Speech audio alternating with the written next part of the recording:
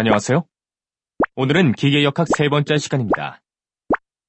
본 차시에는 열역학 모듈 중 첫 번째 시간으로 열역학에 대한 기본적인 정의와 개념에 대해서 학습해보도록 하겠습니다.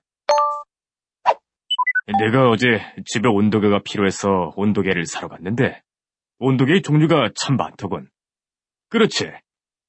일반적으로 쓰는 글래스 온도계인 수은 온도계나 알코올 온도계가 있고 그 범위가 더 넓은 공업용 온도계도 있으니까.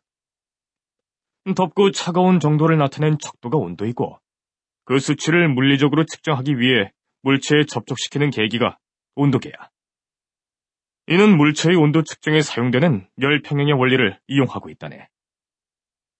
역학과 관련이 안 된 삶은 생각을 해볼 수가 없군. 그럼 온도에 대해서 좀 더 이야기해 주도록 하지.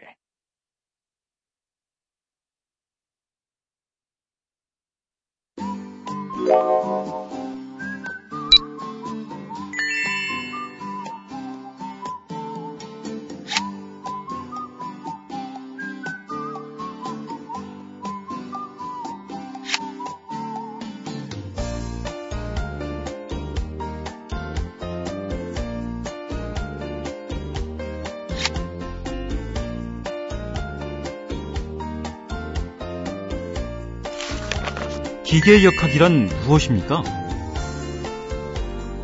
작계는 기계의 각 부분에 작용하는 힘과 운동과의 관계를 연구하는 학문이지만 크게는 우리 주변에 보이는 물질, 힘, 운동, 에너지 등을 서로 간의 관계를 정의하고 규명하여 우리의 생활에 유용하도록 사용하기 위한 학문입니다. 기계역학의 종류에는 어떤 것들이 있나요? 기계역학의 종류에는 열과 에너지를 다루는 열역학, 공기나 물이 어떻게 움직이는지를 설명하는 유체역학, 열과 유체를 함께 설명하려는 노력으로서 열이 전달되는 과정 등을 설명해주는 열전달, 재료에 대한 고체역학, 마지막으로 정지해 있거나 움직이는 물체의 운동에 대한 동력학 등이 있습니다. 뉴턴의 세 가지 운동 법칙에는 어떤 것들이 있습니까? 뉴턴의 세 가지 운동 법칙에 대해서 알아봅시다. 뉴턴의 세 가지 운동 법칙에 대해서 알아봅니다. 첫 번째는 관성의 법칙으로 외부의 힘이 가해지지 않을 때 그 상태를 유지하려는 것이며, 두 번째는 힘과 질량이 가속도에 비례한다는 것이며, 세 번째는 작용 반작용의 법칙으로 힘을 가하면 똑같은 크기의 힘이 반대 방향으로 작용한다는 것입니다. 본 차시의 학습을 통해서 위에 설명한 내용을 상세히 알아볼 수 있을 것입니다. 지금부터 사전평가를 실시하여 여러분의 학습 준비도를 측정해 보도록 하겠습니다. 준비되셨나요?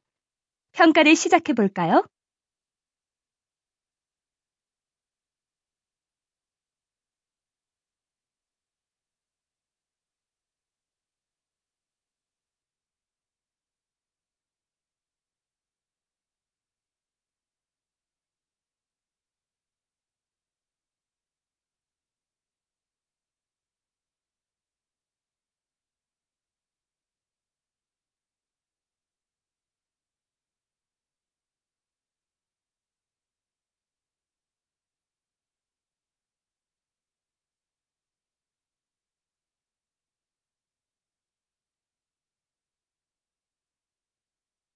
당신은 학습하실 준비가 되었습니다.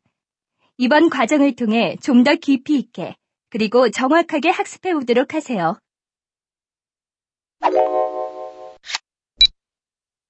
현수는 미국에 있는 이모 집에 놀러 가게 됐습니다.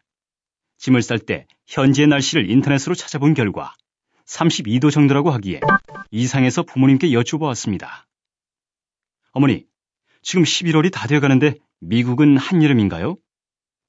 부모님은 전화로 물어본 결과 아주 춥다는 것을 알았습니다. 어떻게 된 것일까요? 미국과 한국은 온도 단위가 틀리지 않나요? 네, 그렇습니다. 미국을 비롯한 여러 나라에서는 아직도 관습 단위인 화씨를 사용합니다. 화씨로 32도는 섭씨로는 0도에 해당하므로 얼음이 얼기 시작하는 온도입니다. 현수에게 온도에 대하여 설명해주고 화씨와 섭씨가 다르기 때문에 32도 화씨는 섭씨로 0도라는 것을 알려주면 됩니다.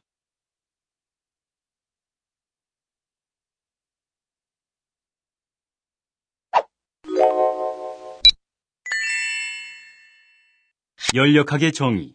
열역학은 에너지가 열 혹은 일로 변환되거나 혹은 그 반대 경우를 다루는 학문입니다.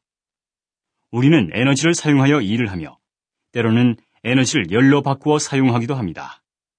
열역학은 분자들의 운동으로 말미암아 일어나는 여러 가지 현상뿐만 아니라 그것들의 조합 간에 일어나는 상호작용에 대해서 규명하고자 하는데 여기에는 시스템과 주변이라는 개념이 필요하게 됩니다.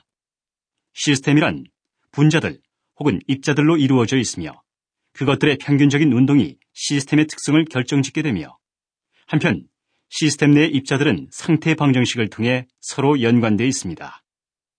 이러한 시스템의 특성을 내부 에너지와 열역학적 포텐셜을 가지고 나타낼 수 있는데 이렇게 정의한 여러 가지 개념들을 가지고 어떤 시스템이 주위의 조건이 바뀔 때 어떻게 반응하고 변화하는가를 알아보게 되는 것입니다.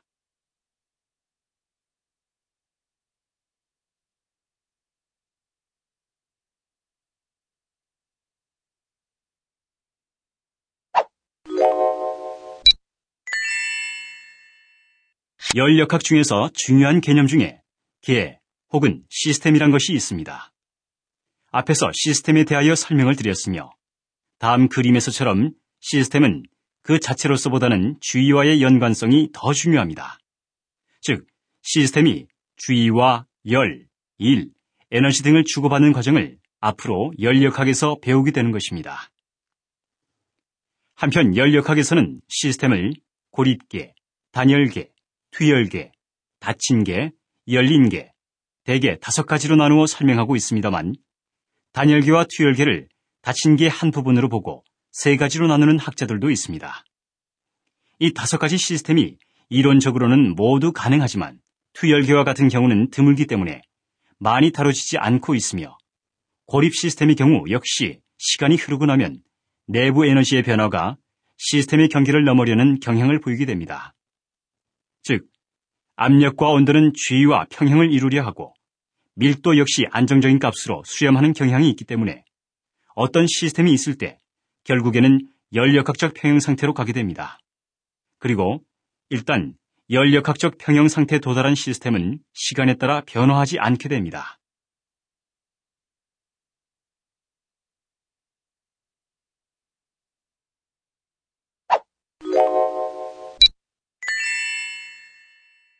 모든 열역학 과정은 비가역 과정입니다만 이론적으로 어떤 조건을 충족시킬 때 가역 과정으로 간주될 수 있습니다. 대표적인 예가 단열계인데 시스템이 주위로 열을 주거나 받지 않으므로 시스템 내부에 있는 열의 양이 일정하다고 가정하며 이때 시스템 내부에서 열 에너지가 위치 에너지로 바뀔 경우 같은 양의 위치 에너지가 열 에너지로 되돌아올 수 있는데 이때를 가역 과정이라고 합니다. 또한 어떤 열역학적 과정이 아주 느리게 진행될 때 이를 단계별로 나누어 각각의 단계를 평형 상태로 가정하여 문제를 풀기도 합니다. 이는 평형 상태로 가정할 경우 문제를 단순화시킬 수 있으며 이해하기도 쉽기 때문입니다.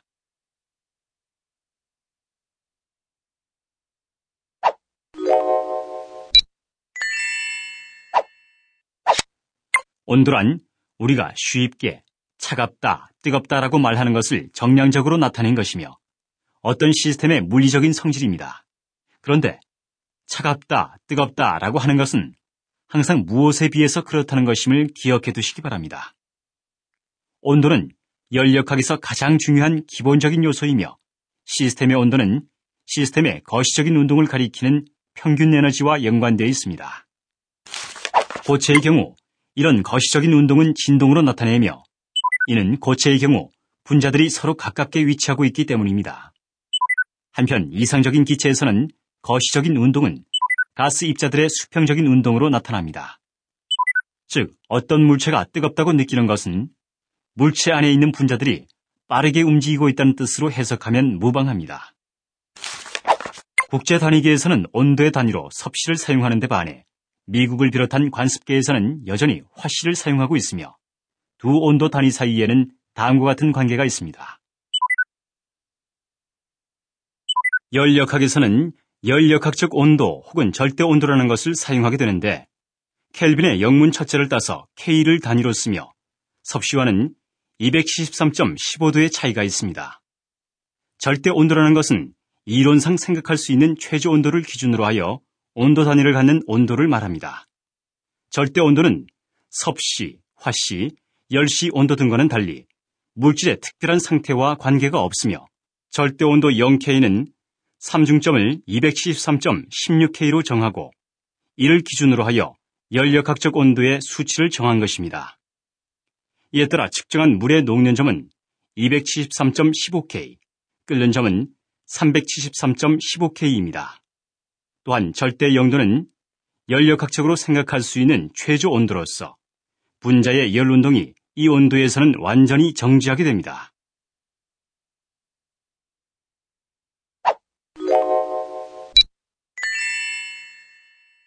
이상기체란 완전기체라고도 하며 분자 간의 상호작용이 전혀 없고 그 상태를 나타내는 양 사이에 보일-샤를의 법칙이 완전하게 적용될 수 있다고 가정한 기체를 말하며 이상기체로 말하려면 기본적인 가정들이 필요한데 그 가정들은 다음과 같습니다.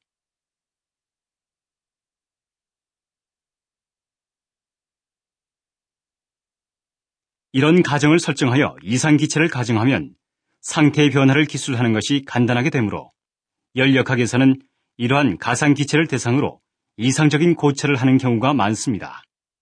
현실적으로 존재하는 기체는 다소나마 분자 사이에서 상호작용을 하므로 이 조건에 해당하지는 않지만 고온 저압 상태에서는 이상기체에 가깝다고 간주할 수 있습니다.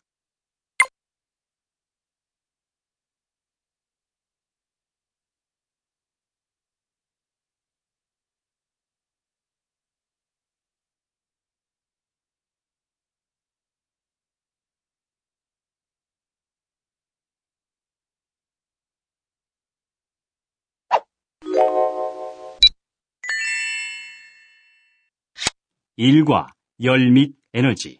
고체를 마찰시키거나 기체를 급격히 압축하면 열이 발생하고 온도가 올라가게 됩니다.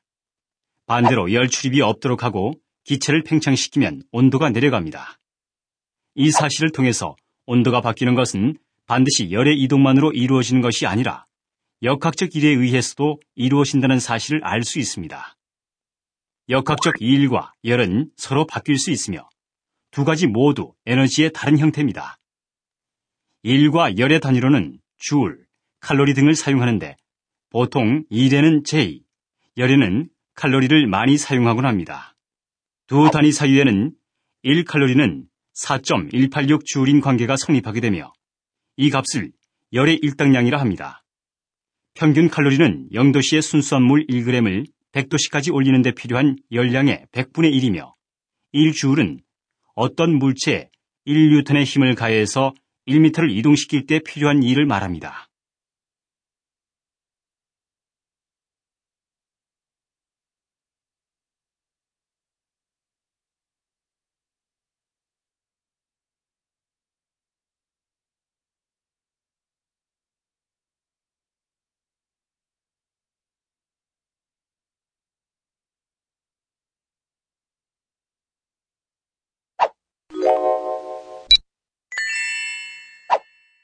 한편 물체의 열적 상태를 결정하는 것은 그 물체의 내부 에너지인데 이는 분자의 역학적 에너지로서 물체 내에 저장되어 있습니다. 그리고 열이란 이 내부 에너지의 변화에 불과하므로 이러한 입장에서 물체의 현상을 보면 열과 역학적 일은 모두 내부 에너지를 변화시키는 요인으로서 동등한 것이며 따라서 열은 에너지의 한 형태에 지나지 않는다고 할 수 있습니다. 물체가 각각 열적 상태에 대응한 에너지를 가지고 있다는 것은 단순히 물체가 열을 다른 물체에 제공할 수 있을 뿐 아니라 역학적 일을 할 수 있는 능력을 가지고 있다는 것을 의미하며 적당한 방법으로 내부 에너지의 변화, 즉 열의 일부를 역학적 일로 바꿀 수 있습니다. 증기기관이나 내연기관 등 열기관이 좋은 예가 될 수 있습니다. 일반적으로 역학적 일은 전부 열로 바꿀 수 있는데 반해 열을 전부 일로 바꾸는 것은 원리적으로 불가능합니다.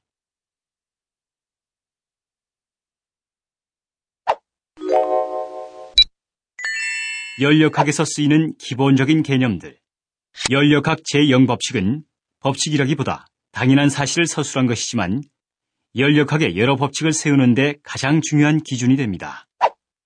만약 시스템 A와 시스템 B가 열역학적 평형 상태에 있고 시스템 B와 시스템 C가 열적 평형 상태에 있다면 시스템 A와 시스템 C도 열역학적 평형 상태에 있다는 것을 나타내는 법칙으로서 온도를 정의할 수 있는 기본이 되는 법칙입니다.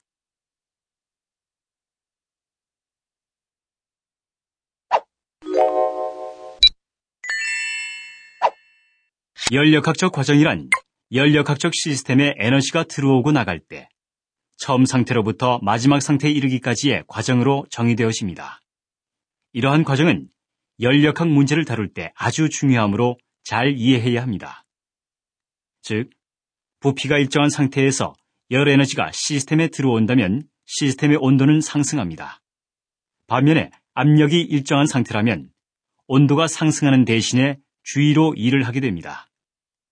즉, 같은 에너지가 시스템에 들어온다고 가정할 때 열역학적 과정에 따라 전혀 다른 결과를 가져올 수 있는 것입니다. 다음에 6가지 전형적인 열역학 과정에 대하여 간략하게 나열했으며 각각에 대한 자세한 적용 예 등은 실제 문제에 부딪혔을 때 어떤 과정인지를 잘 적용해야 합니다.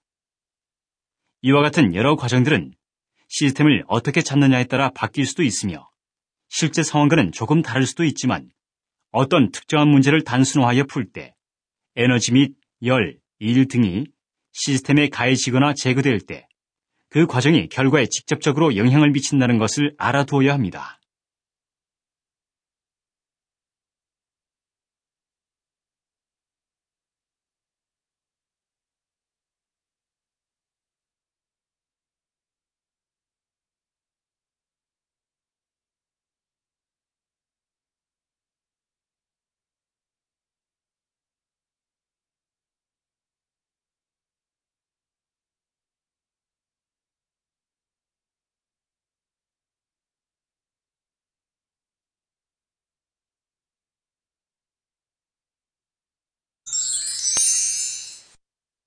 지금부터 오늘 배운 학습에 대하여 간단한 퀴즈를 실시해 보도록 하겠습니다.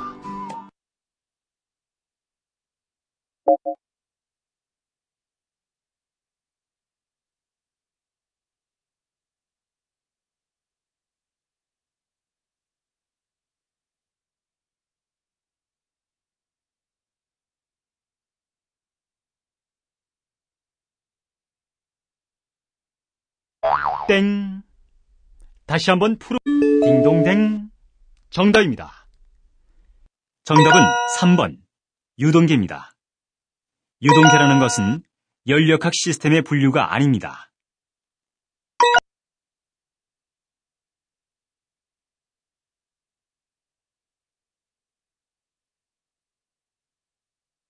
땡.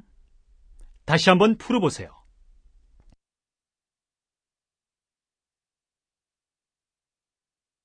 땡. 다시 한번 풀어보세요. 딩동댕. 정답입니다. 정답은 2번. 분자의 수는 상관이 없다입니다. 분자의 총 숫자는 굉장히 커야 합니다. 왜냐하면 분자의 수가 적어지면 열역학적인 설명보다는 분자 수준의 역학인 양자역학적인 해석을 해야 합니다. 열역학에서는 분자 각각의 운동을 보는 것이 아니라 분자들의 운동을 평균해서 해석하기 때문입니다.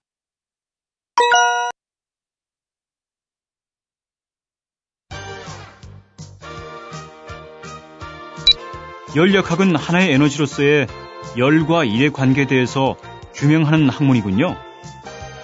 네, 열역학은 에너지가 열 혹은 일로 변환되거나 혹은 그 반대의 경우를 다루는 학문입니다. 이때 시스템과 주변이란 개념이 필요하게 되며 시스템이란 분자들 혹은 입자들로 이루어져 있으며 그것들의 평균적인 운동이 시스템의 특성을 결정짓게 되고 한편 시스템 내 입자들은 상태 방정식을 통해 서로 연관되어 있습니다. 그리고 어떤 시스템의 온도가 바뀌는 것은 반드시 열의 이동만으로 이루어지는 것이 아니라 역학적 일에 의해서도 이루어진다는 사실을 알 수 있습니다. 역학적 일과 열은 서로 바뀔 수 있으며 두 가지 모두 에너지의 다른 형태입니다. 마지막으로 열역학에서는 온도의 개념이 중요하며 시스템을 다룰 때 내부 에너지, 엔탈피 등의 개념 등이 많이 쓰입니다. 또한 열역학에서는 일과 열이 시스템에 가해지거나 제거될 때 그 양뿐만이 아니라 어떤 과정을 통해 전달되는지도 결과에 큰 영향을 미치게 됩니다.